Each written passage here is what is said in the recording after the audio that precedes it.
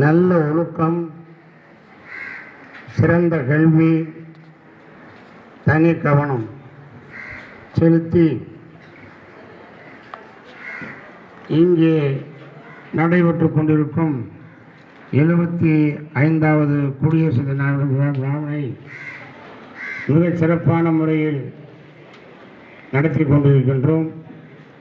இந்த பள்ளியிலிருந்து இந்தியா முழுவதும் கொண்டாடி கொண்டிருக்கும் இந்த வேளையில் இந்த பள்ளியில் என்னை அழைத்து மிக பிரமாண்டமான முறையில் வரவேற்பு கொடுத்து கொடியேற்றி வைத்து சிறப்பித்த அத்தனை பேருக்கும் நான் நன்றியை தெரிவிக்கின்றேன்.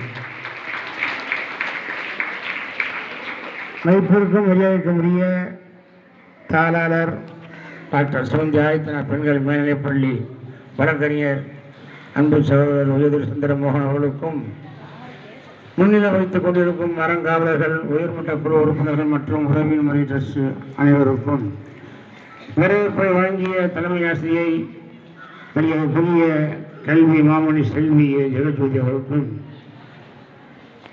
சிறப்பு விருந்தினராக வந்து இங்கே பங்கேற்றிருக்கும் தொழிலதிபர் அருமபுரிய அண்ணன் உயர்திரு பஞ்சவரணம் அவர்களுக்கும், கலை நிகழ்ச்சியை அருமையாக செய்து காட்டிய மாணவர்களுக்கும், தொகுப்புரை வழங்கிய திருமதி சுஜாதா அவர்களுக்கும், நன்றியை கூறியிருக்கும் திருமதி சித்ரா ஜெயஸ்ரீ அவர்களுக்கும், உதவி தலைமாசிரியை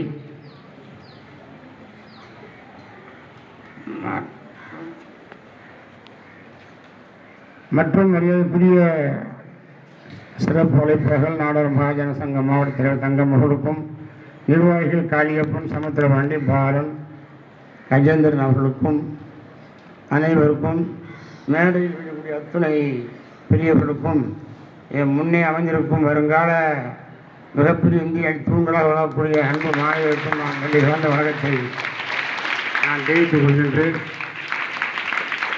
முதல்ல பேசினாங்க எல்லாரும். எனக்கு என்னன்னா,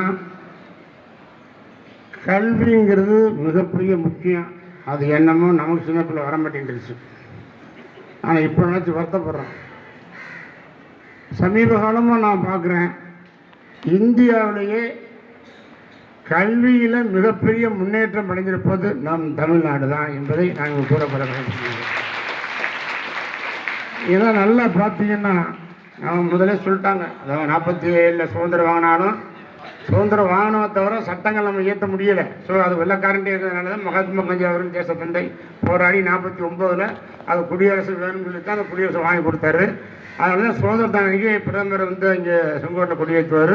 இன்றைக்கி குடியரசு தினத்தன்னைக்கு குடியரசுத் தலைவர் ஏற்றுவாங்க. அதெல்லாம் அவங்க சொல்லிட்டாங்க. ஆனால் என்னை பொறுத்தவரைக்கும் தமிழ்நாடு எந்த அளவுக்கு கல்வி உயர்ந்த நிலைக்கு போனாலும் கல்வி கண் திறந்த தந்தை எல்லோருக்கும் அன்பிற்குரிய பெருந்தலைவர்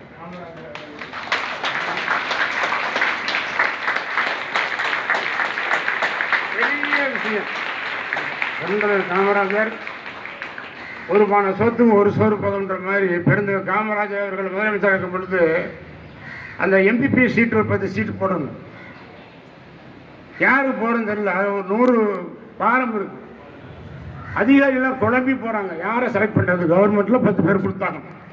ரொம்ப குழம்பி போய் அப்புறம் கொண்டு போய் முதலமைச்சருடைய ஐயா பெருந்தலைவர் காமராஜர் கொடுத்து, ஐயா அதில் 100 சீட்டு போயிருக்காங்க, இதை 10 பேரை செலக்ட் பண்ண முடியும், நாங்களும் காலிலேருந்து போகிறோம்னா இன்னும் செலக்ட் பண்ண முடியல அப்படின்னு சொன்னாங்கண்ணா. அதை ஏன்னா அவ்வளோ டென்ஷன் ஆகல, நான் கொண்டானே அப்படின்னு வாங்கிட்டு படகு பரட்டாலும் டக்கு டக்குன்னு 10 டிக் பண்ணாராம். இவங்க காலையில் இருந்து செலக்ட் பண்ண முடியாத ஒரு விஷயத்தை 10 செகண்டில் டிக் பண்ணாராம். அது யாருன்னா கைரேகை வைத்த பெற்றோருடைய மாணவர்கள் தான் அவர் கொடுத்து காட்சிட்டு. எந்த அளவுக்கு வந்து மக்கள் வந்து சாதாரண ஏழை எளிய மக்கள் மிகப்பெரிய லெவலில் வரும்ன்றது நீங்கள் நல்லா யோசிப்பிருக்கோம். அந்த அளவுக்கு கல்வி. அதே மாதிரி என்னை பொறுத்த வரைக்கும் கல்வியை கொண்டாந்தது பெருந்தவராக இருந்தாலும் சின்ன வயசுலேருந்து தமிழை நம் வாய்மொழியாக பத்திரிகையிலேயே படிக்க வைத்தது ஐயா ஆதித்தனார் அவர்கள். தினத்தந்தி இல்லைன்னா அவங்க தமிழே படிச்சுக்க மாட்டாங்க. முதல்ல அவருடைய வழியில் அவருடைய புதல்வர் சிவந்தி ஆதித்தனார் அவர்கள், அவரும் பல்வேறு சாதனை புரிவிக்கிறார். இந்த அவருடைய புதல்வர் பாலசுப்ரமணியம் ஆதித்தனார்கள் இவரெல்லாம் கல்விக்கு மிகப்பெரிய தொண்டாளிக்கிறார்கள். சொல்கிறோம் அவர் பேர் இவ்வளோ பெரிய ஸ்கூலு. கூப்பிடும்போது பாலசாரெல்லாம் சொன்னாங்க, இந்த ஸ்கூலில் 800 பேர் படிக்கிறாங்க. இங்கே 6ஆவதுலேருந்து 12 வரைக்கும் 6ஆவதுலேருந்து 12 வரைக்கும் படித்தாலும் எல்லாருமே ஆல் பாஸ், யாருமே ஃபெயிலே கிடையாது. அதை சொல்லும்போது அவ்வளோ சந்தோஷப்பட்டேன். அதுலேயும் மார்க்கு 80க்கு மேலே, பாஸ் பண்ணுற விஜயம் 80க்கு மேலே, நான் ரொம்ப சந்தோஷப்பட்டேன். இந்த மாணவ மாணவியருக்கு இந்த குடியரசு தின விழாவில் நான் கேட்டுக்கொள்வதெல்லாம், கண்டிப்பாக இந்த ஸ்கூல் ஃபஸ்ட்டுன்றது இல்லை, தமிழ்நாடு ஸ்டேட்லேயே ஃபஸ்ட்டாக வரணும்னு நீங்கள் நினைச்சால் உங்களால் முடியாதது ஒன்றுமே கிடையாது. வெறும் ஈஸியாக பண்ணுங்க. அந்த காலத்தில்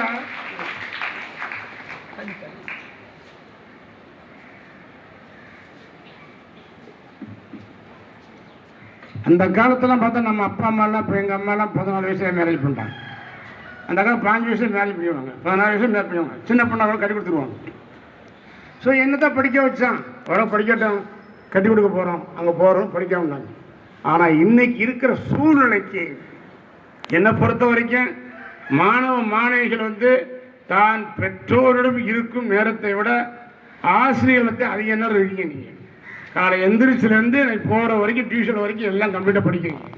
ஆக என்ன அப்படின்னா, இன்னைக்கு இருக்கிற மாணவிகளுக்கு மனசில் என்னென்னா, நம்ம கல்யாணமாகி இன்னொருத்துக்கு போகிறோம், அது அப்புறம். ஆனால் நம்மை பெற்று வளர்த்து ஆளாக்கிய தாய் இதற்கு நல்லா படித்து சம்பாதிச்சு கொடுக்கணுங்கிற நோக்கில் தான் இன்னைக்கு எல்லா மாணவிகளும் முதல் தரமாக படிக்கிறாங்க. ஏன்னா அப்போ அப்படி இல்லை. அதுக்கான மாணவர்கள் ஆனால் இன்னைக்கு பாருங்க, ரொம்ப வருஷமாக லிஸ்ட்டில் போய் பார்த்தீங்கன்னா மாணவிகள் தான் முதலிடம். எல்லாத்துலேயுமே 5% 10% மாணவிகள் கூட வராங்க. ஆக அந்த படிப்பை பொறுத்த வரைக்கும் மிகப்பெரிய லெவல். என்னை பொறுத்த வரைக்கும் சொன்னாங்க,